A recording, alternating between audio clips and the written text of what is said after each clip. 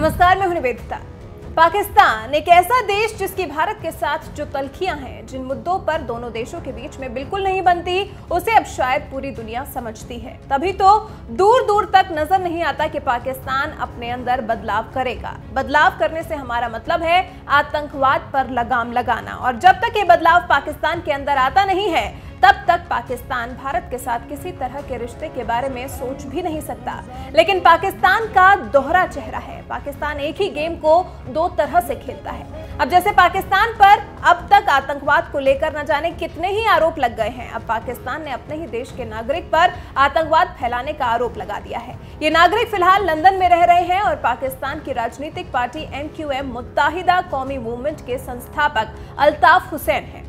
इन पर पाकिस्तान ने आतंक फैलाने का आरोप मढ़ दिया है, लेकिन पाकिस्तान ने कभी अपने गिरेबान में झांक कर नहीं देखा। वो भी तब जब पूरी दुनिया उस पर आतंक फैलाने का आरोप लगाती रही है। लेकिन मजाल है कि पाकिस्तान के कान पर जूं तक भी रेंग जाए। लेकिन अब जब अल्ताफ हुसैन पर आरोप लगा है तो उन्हें भारत के प्रधानमंत्री नरेंद्र मोदी से उम्मीद जगी है। उम्मीद ऐसी कि उन्हें भारत में शरण चाहिए। उन्होंने अपने सहयोगियों के साथ भारत में शरण मांगी है। जियो न्यूज की एक रिपोर्ट के अनुसार 2016 में उन्होंने ब्रिटेन से पाकिस्तान में रह रहे अपने समर्थकों को एक भड़काऊ भाषण दिया था, जिसके बाद इस साल 10 अक्टूबर को ब्रिटेन की क्राउन प्रोसिक्यूशन सर्विस ने हुसैन पर आतंकवाद से जुड़ा मामला दर्ज किया था। जून 2020 में उनके खिलाफ स्टैंड ट्रायल होना है और जमानत शर्तों के तहत ब्रिटेन की पुलिस के पास उनका पासपोर्ट जमा कराया गया है, और फिर अदालत ने अनुमति नहीं मिलने तक उन्हें किसी भी यात्रा दस्तावेज के लिए आवेदन करने से भी मना किया है। ऐसे में अल्ताफ PM मोदी की शरण में जाना चाहते हैं और कह रहे हैं कि अगर शरण नहीं दे सकते तो कुछ आर्थिक मदद दी जाए, जिससे कि वो अपने मुद्दे को अंतर्राष्ट्रीय न्याय अदालत तक ले जा सके। हालांकि अगर PM मोदी उन्हें भारत में शरण दे देते हैं तो उन्होंने वादा किया है कि वो भारत की राजनीति में बिल्कुल भी दखल नहीं देंगे। पाकिस्तान में उनके घर और उनके कार्यालयों को भी जब्त कर लिया गया है। ऐसे में उनके पास पाक सरकार के खिलाफ भी संघर्ष करने का कोई रास्ता नहीं बचा है। इससे पहले अल्ताफ हुसैन ने अयोध्या पर आए सुप्रीम कोर्ट के डिसीजन का भी खुले तौर पर स्वागत किया था। सोशल मीडिया पर एक वीडियो जारी कर असदुद्दीन ओवैसी पर भी निशाना साधा था। कहा था कि जिन लोगों को फैसला स्वीकार नहीं है उन्हें भारत छोड़कर चले जाना चाहिए।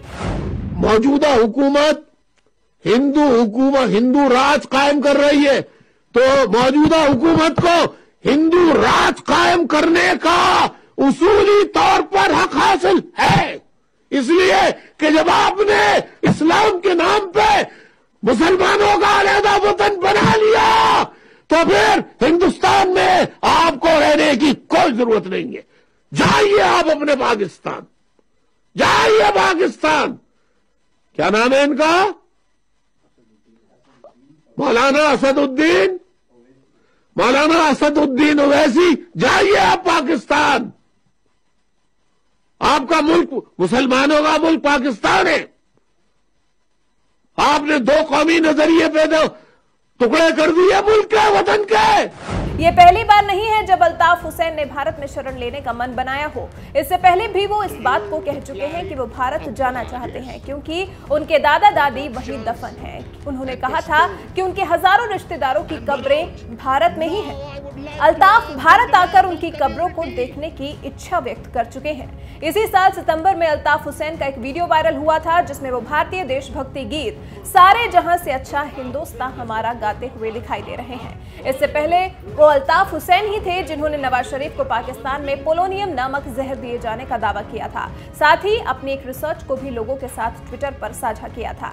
बता दें, साल 1984 से ही अल्ताफ हुसैन उर्दू भाषी मुहाजिरों के अधिकार की लड़ाई लड़ रहे हैं। मुहाजिर वो शरणार्थी हैं जो आजादी के बाद भारत से पाकिस्तान चले गए थे।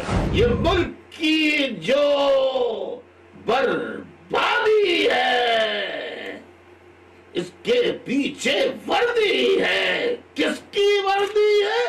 फौज की वर्दी है। जो नजरिया देता है वो नजरिया वो वाहिद होता है जो नजरिए से गद्दारी नहीं कर सकता। साल 2006 में कनाडा के फेडरल कोर्ट ने MQM को आतंकी संगठन करार दिया था। अल्ताफ हुसैन के किसी भी बयान को पाकिस्तान में दिखाने की इजाजत नहीं है। लाहौर कोर्ट ने सितंबर 2015 से ही अल्ताफ की तस्वीर या बयान के प्रसारण पर रोक लगाई हुई है। साल 1992 में पाकिस्तान की तत्कालीन प्रधानमंत्री बेनजीर भुट्टो ने सेना भेजकर कराची में MQM और उसके कार्यकर्ताओं का बुरी तरह दमन किया था। उस समय कराची में हजारों लोगों की मौत हुई थी, जिसके बाद ही अल्ताफ पाकिस्तान छोड़कर ब्रिटेन चले गए थे।